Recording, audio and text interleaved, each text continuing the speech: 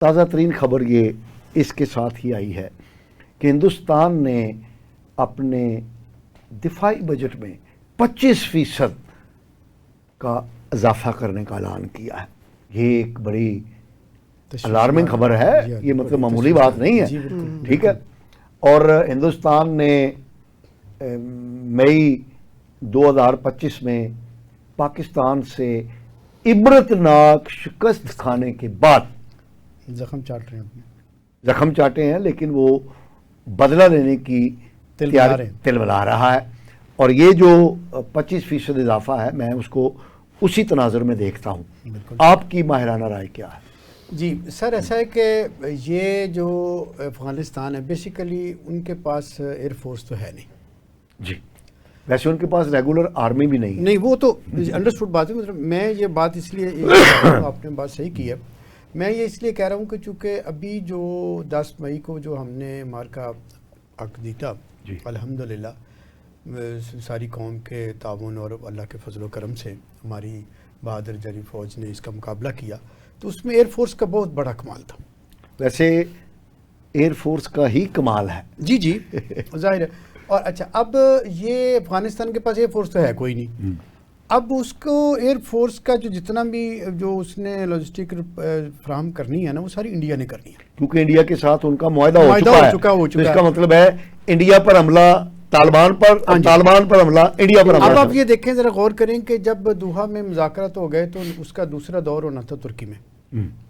اب جب ترکیہ میں جب یہ لوگ سب کٹھے ہو گئے تو یہ 3 دن تک لوگ بیٹھے رہے, اور یہی کہا گیا ان سے, ٹی ٹی اے والوں سے, طالبان جو افغانستان کے ہیں, کہ جی آپ ہمیں لکھ کر دے دیں کہ آپ ٹی ٹی پی سے تعاون نہیں کریں گے. انہوں نے لکھ کے نہیں دیا. اب بدنیت تھے, نیت نہیں تھی. دیکھیں آپ ذرا میں ذرا تھوڑی سی اس کو جسارت کرتا ہوں کہ قرآن پاک میں اللہ تعالیٰ واضح طور پہ کہہ رہا ہے کہ معاملہ, وہ آیت کا ترجمہ ہے کہ معاملہ چھوٹا ہو یا بڑا ہو, لکھ لیا کرو تاکہ یاد رہے, تاکہ یہ ٹھیک ہے جی.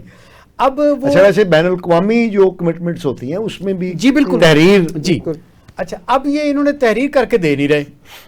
اب پاکستان نے ان کو ڈیو ٹائم دیا کہ پاکستان دنیا میں یہ بات ثابت کرتا ہے کہ ہم ایک پرامن ملک ہیں. بدقسمتی سے انڈیا ہمارے خلاف یہ پرچار کرتا رہا کہ جی خدا نخواستہ پاکستان بہت بڑا کوئی دہشت گرد ملک ہے. اچھا, ویسے پروفیسر صاحب سر, وہ انڈیا کے اس پروپیگنڈے کو تقویت بھی ملتی رہی جی جی کہ دنیا میں جہاں کہیں بھی دہشت گردی ہوتی تھی وہ پاکستانی ہوتے تھے, لیکن وہ بنیادی طور پہ پاکستانی نہیں تھے, وہ افغانی تھے, پاسپورٹ ہولڈر تھے. دس از دا پوائنٹ. ابھی یہ دیکھیے کہ سڈنی میں واقعہ ہوتا ہے تو بغیر تحقیق کیے, میڈم آپ نے بھی سنا کہ بغیر تحقیق کیے ایٹ ونس انہوں نے کہنا شروع کر دیا کہ یہ پاکستان. اچھا, ویسے اس کیس میں تو پروفیسر صاحب پہلی خبر جو ریلیز کی تھی وہ یروشلم پوسٹ نے کی تھی, یہودیوں نے, اور اس کے بعد پھر انڈیا نے اس کو کیری کیا, اور اس کے بعد افغانستان, اور اس کے بعد پاکستان کی ایک جماعت کے یوٹیوبرز نے اس کو اٹھایا. دیکھیں نا, یہ اب آپ مجھے یہ کہنے کی جسارت میں کر رہا ہوں, اور موقع بھی آپ نے دے دیا مجھے یہ بات کر کے, کہ یہودیت اور یہ ہندوازم اور یہ قادیانیت اور یہ جو یوتھیت, یہ سارا ایک نیکسس ہے. اور بدقسمتی سے ان کو ہمارے ہاں یہ لوگ جتنے بھی ہیں ان کو یہ بات سمجھ نہیں آ رہی کہ حکومت اور ریاست کا ایک باریک لائن فرق ہوتا ہے. حکومت آتی جاتی رہتی ہے, ریاست نے قائم رہنا ہے. ٹھیک, ہمیں اپنی اگر کسی کی حکومت ختم, میں نے اپنی زندگی میں, اپنی 60 سالہ اس زندگی اور 50 سالہ شعور کی زندگی میں. تو آپ کی عمر 110 سال ہے؟ نہیں جی, 50 سالہ شعور کی. آپ نے جمع کر دی, یہ میتھمیٹکس کا سوال تھا, چونکہ میں میتھمیٹکس کا ہوں اس لیے میں آپ کو واضح کرتا ہوں کہ آپ نے جیسے جمع کر لیا وہ ایسے ہی تھا. کسی نے کہا جی کہ وہ 103 میں سے 3 چلے گئے تو باقی کیا رہ گیا, تو سب نے کہا 100. انہوں نے کہا نہیں جی 3 جائیں گے تو باقی 10 رہ جائے گا. تو یہ چیز ہے. اینی وے, تو وہ جو 50 سال میں آپ سے گزارش کر رہا ہوں کہ 75 سے ہم یہ باتیں دیکھ رہے ہیں کہ اس وقت جب زیڈ بھٹو کا دور تھا تو ہم سمجھتے تھے کہ شاید یہی رہے گا ساری عمر. جب وہ دوسرا مرحلہ کا دوں تو میں یہ سمجھتا ہوتا تھا, اس وقت میں اسکول بوائے تھا, کالج لائف میری یونیورسٹی لائف ساری اسی میں گزری. تو سروس میں جب میں پہنچا ہوں 89 میں, تو اسی وقت تھوڑا پہلے جن کا حادثہ ہوا, تو اس کے بعد دور بدلتے رہے, پھر تو اب یہ ہمیں آہستہ آہستہ بات سمجھ آ جانی چاہیے کہ یہ حکومتیں جو ہوتی ہیں یہ تو آنی جانی چیز ہوتی ہیں. آپ ملک کے ساتھ، ریاست کے ساتھ محبت پیار کے ساتھ رہیں، اور اپنے جو بھی آپ نے بات میڈیا پہ کرنی ہے اس کو سب سے پہلے یہ نوٹ کریں کہ کیا ہمارے ملک کے لیے تو نہیں کوئی نقصان چیز بنے گی. اب ایک جو بھی کوئی حملہ ور تھے، ابھی تو ان کو یہ بھی نہیں پتا تھا کہ مسلمان ہیں یا نہیں، انہوں نے کہہ دیا پاکستانی ہیں. اچھا بعد میں اب یہ دیکھیں کہ اللہ نے کتنی ہماری عزت اس میں رکھی کہ جس نے وہاں پہ انکاؤنٹر کیا وہ ایک مسلمان تھا، شامی مسلمان، اور وہاں جا کے احمد احمد. اچھا اب یہ چیز واپس ہم اس پہ آتے ہیں موضوع پر کہ یہ افغانستان جو ہے نا، یہ سمجھ رہے ہیں کہ جی ہم نے رشیا کچھ شکست دے دی یا ہم نے امریکہ کچھ شکست دے دی. یہ ایک بڑی خاص بات ہے کہ اس وقت اس کو تعاون کون کر رہا تھا؟ وہ ہم ہی کر رہے تھے نا. ٹھیک.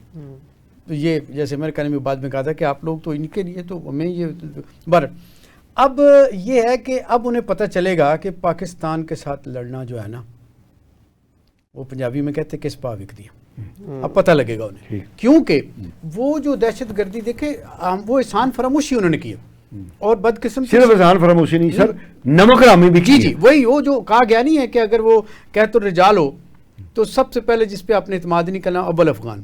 بدقسمتی سے یہ وہ چیز ہو رہی ہے کہ ہم ان کے اوپر اعتماد کر کے یہ ہمارے گھر میں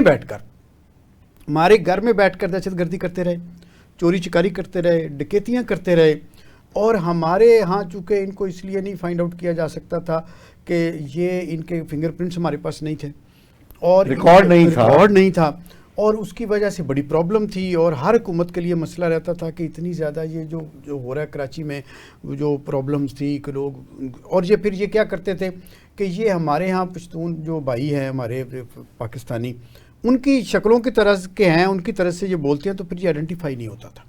اور پھر یہ بھی ہوا یہ کہ جو ہمارے ہاں جو نادرہ نے ٹھیک ہے کام تو کیا، لیکن یہ جو چیز آئی نا کہ لوگ پرماننٹ امپلائی نہیں تھے، وہ تو کانٹریکٹ پر تھے 2 سال یا سال کے، انہوں نے بدقسمتی کے ساتھ ان لوگوں کو آئی ڈی کارڈ بنا دیے. وہ کیوں جاری کی گئی؟ بس یہی بدقسمتی ہوئی نا جی کہ انہوں نے اپنی یہ اسٹیٹ کے ساتھ جو ایک ہونی چاہیے کمٹمنٹ ہونی چاہیے وہ نہیں کی.